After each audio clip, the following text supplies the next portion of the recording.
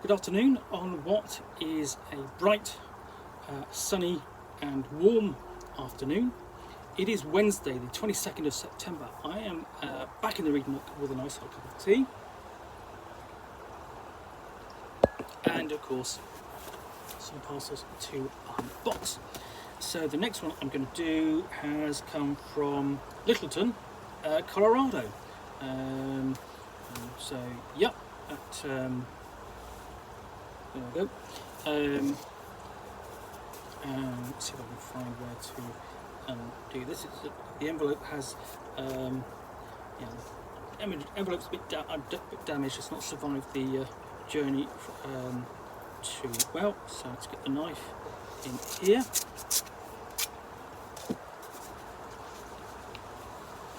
see what we can poke out. It's a bit tightly packaged in there. So let's just go. And this is Outlaws N Owlbears, which is quite amusing since I've just come back. I was at the weekend at a convention called Owlbear and Wizard Staff, which takes place in a town called Leamington Spa, about 20 miles away from where I live. And this, as you can basically suggest, okay, so you've got the owlbear, and you've got a pair of 6 guns at the bottom there. So it will be no surprise to you to see that Outlaws and Owlbears is a Wild West fantasy RPG.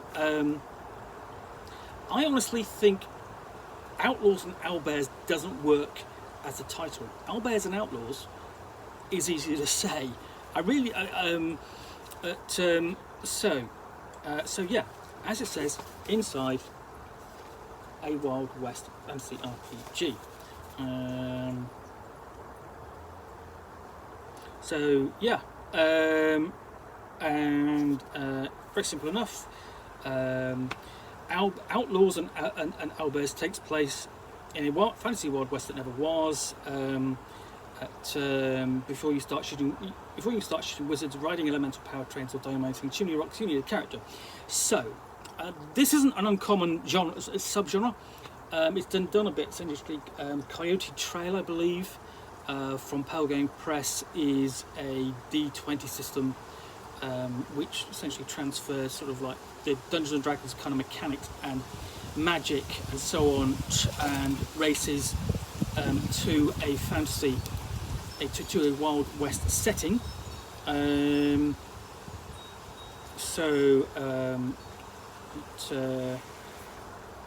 Essentially, and then yeah, you basically say in this you have 4 races: elves, dwarves, goblins, and humans. And so, you know, elves have strong ties to magic. They are the first ones to bind elementals to machines. Dwarves are industrious. And then humans basically like exploring and expanding. And goblins were created as soldiers for the Dark Lord and the Long Forgotten War. And they're really good at stealth. So pretty much classic kind of fantasy, but in the Wild West. So the mechanics are fairly simple. You roll basically a d6. Sometimes you might roll up to 3. Yeah. Does it say? And you use a set of combat cards, a set of pack of cards for combat order. So it's got that element essentially. Coyote Trail sort of like kind of the same thing, and then you've got the Deadlands thing, which famously does use the cards for a lot of its mechanics, including initiative. And then yeah, that's about it. You can have. Just trying to think what's the mechanic in it. Just don't have a look. It doesn't really say. Basically, yeah. You roll a d6, compare it to the most appropriate attribute, and roll equal to or under, and that's it. That's really simple. And the attributes are rated out of essentially 1 to 5. and essentially you can push that, roll again, double or nothing, or if you have advantage, you can roll 2 dice, get the best. That's really kind of simple. And you've got various talents. So you might be a climber, you might be cookie, brew snake oil. You can brew snake oil, making a bottle takes 8 hours. So you can sell that. Make a sneak attack, smash.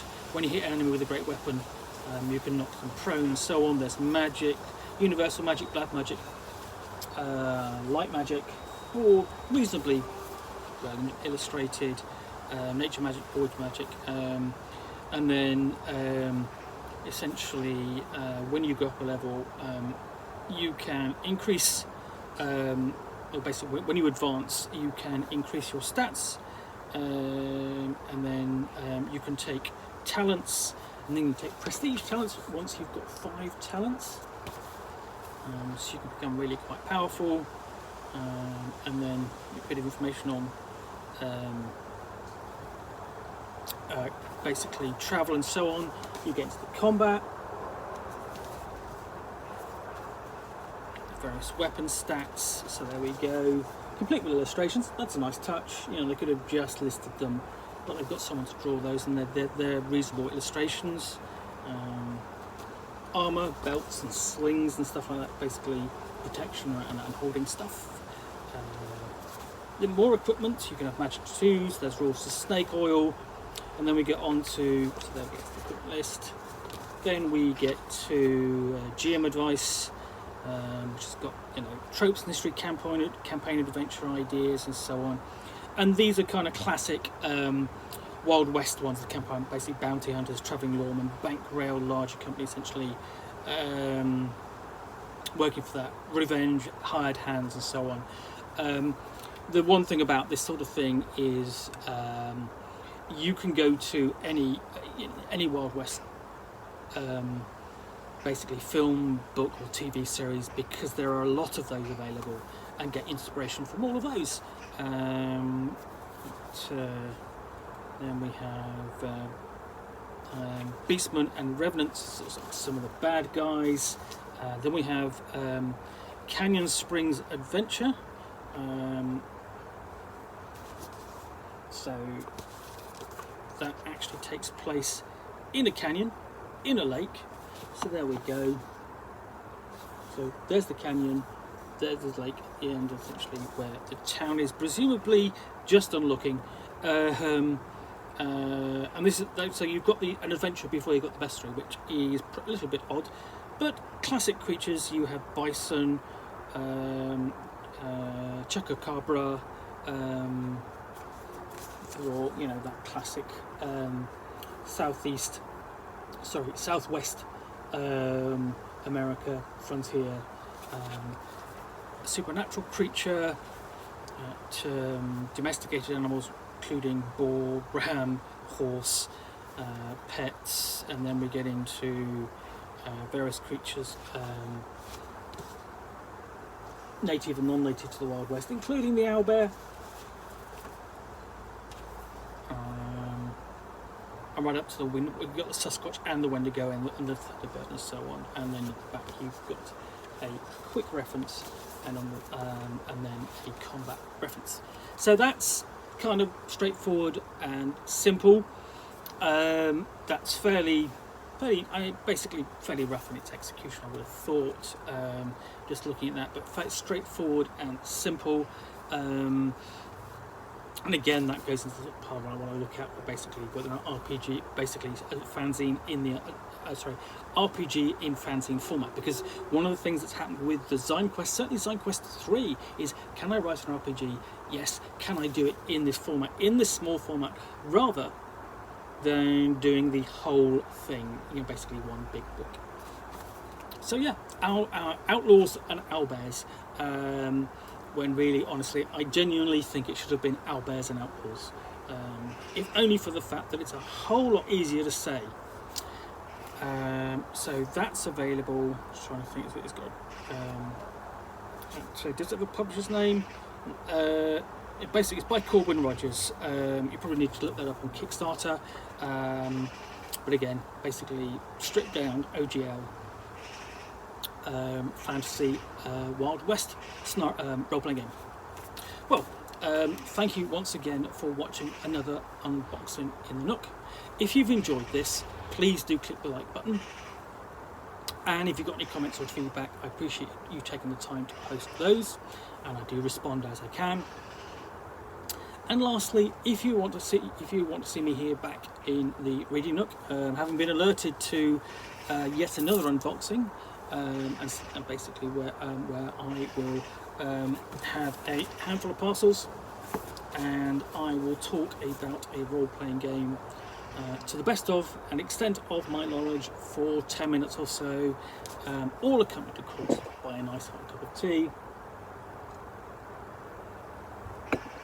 Then do hit that subscribe button. In the meantime, thank you very much for watching. I'll be back again soon with another unboxing in the Nook. Bye for now.